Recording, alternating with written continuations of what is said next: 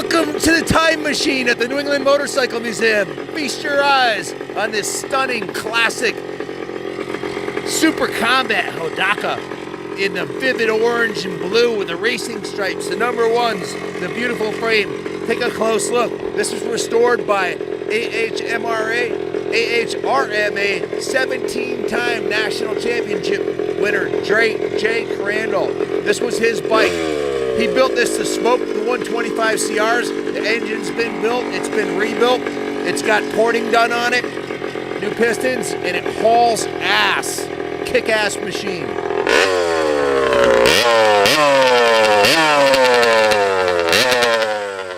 It's a ripper.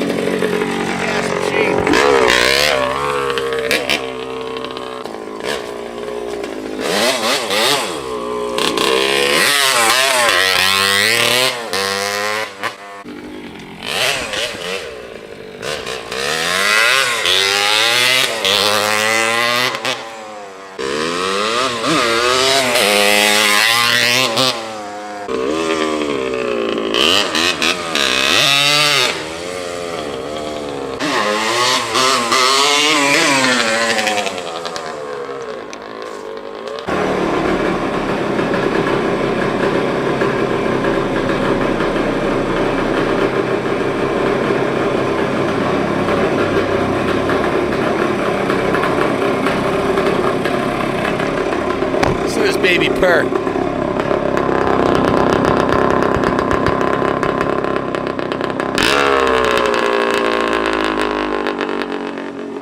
Light, fun, fast as hell, and absolutely gorgeous.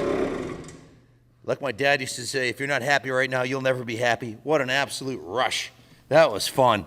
This thing hauls ass, stands straight up. First, second, third gear. If you don't get the whole shot in the 125 class on this, you effed up. This thing's got serious balls.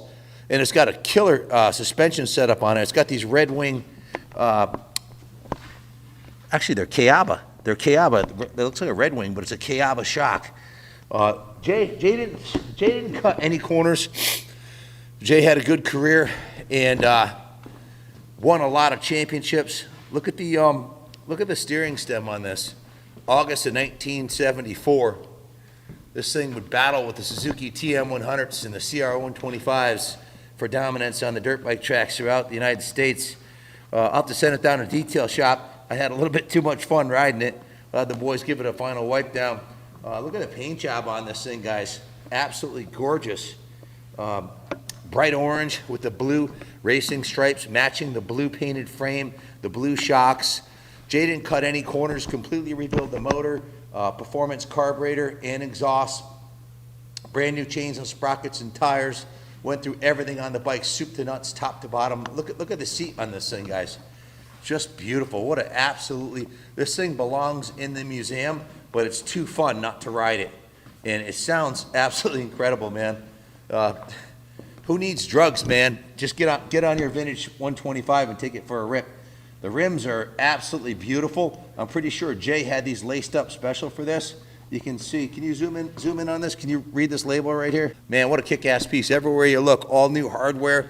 Look at the fender. Look at the rear fender on this, Kenny. Zoom in. These aren't just any fender. This is stamped with the Hodaka logo on there, as is the front fender. Take a look at the front one here.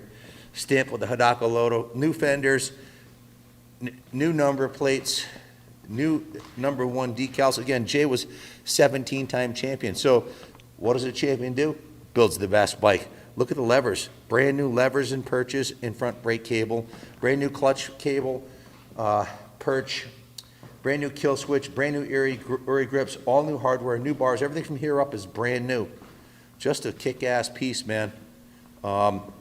Unfortunately, sadly, there is a issue with fourth gear on the transmission. There's a neutral between third and fifth where fourth gear is supposed to be.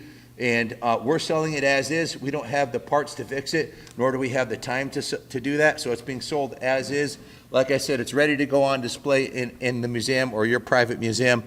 Front rim, again, excellent condition. No flat spots on the rim. Fork lower is real nice. Spokes are nice. It's one of the reasons we're selling this bike as is we've already put $1,657 into the bike in parts and labor. And we don't want to price it so high that plus the cost of the bike, and the bike looked like it does now when we got it, not including the stuff I'm about to read off the list for you. But as far as the service is concerned, we did a compression test, 185 PSI, indicating, confirming that Jay had completely rebuilt the motor. It's super tight, hauls ass, and has more compression than a stock new one should. Got a brand new spark plug, new gear lube. Drained all the fuel out, put a gallon of VP 110 mixed 32-1.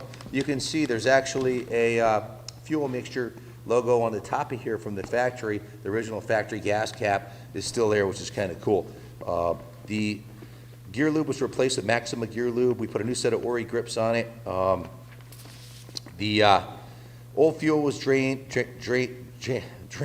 The carburetor was dismantled, cleaned, adjusted, reset, and reinstalled. The air filter is brand new and freshly oiled. New Ori grips. We put a new kill switch on it, cleaned off the ground for the coil, removed the petcocks and cleaned those. We took the gas tank off. Baking soda blasted the interior of the gas tank to make it spotless clean and rinsed it out. Removed the left side engine cover, adjusted the shifting mechanism. Clean, adjusted, and lubed it, and reinstalled it. Installed the new kill switch, installed left and right levers, and brand new purchase. New fuel lines and vent lines were installed on the fuel system. Replaced the float needle and seat and set the float height. So then it went to the detail shop. It was steam cleaned, hand washed, and degreased. They touched up the frame and the foot pegs and the controls, polished the motor. You can see the engine cases were polished the wheels, the handlebars, etc. Basically everything on the bike, top to bottom, was given a rotisserie detail, and it was buffed. The gas tank was buffed, polished, and waxed. So beautiful Hodaka logos on the tank. Super cool looking vintage classic. Definitely a look at home in your office or your man room or your museum or on the line at the races. And with the suspension upgrades on it, this is entirely raceable. Now, these things haul ass. They don't stop as good as they look. The rear brake works pretty good. The front brake is more of a suggestion. It's nothing like a new modern bike as far as the disc brake goes, not having one. But it's got looks like it has about 5-6 inches of travel in the front, probably 4.5, 5 in the rear. So definitely a cool vintage classic bike, and the colors are off the charts, orange and blue. With labor and parts in taxes, $1,657 in the work order. God knows what Jay put into this thing, doing a frame-off restoration. He probably put thousands of dollars into it also. So all the heavy lifting's done here, folks. Just need to get fourth gear sorted out, or leave it the way it is and ride it like I did, not missing fifth gear, fourth gear at all. In my mind, just for play riding, it's fine. Everything's been done to the bike. That's the final piece of the puzzle. Absolutely kick-ass vintage Hodaka. Thanks for watching. God bless America.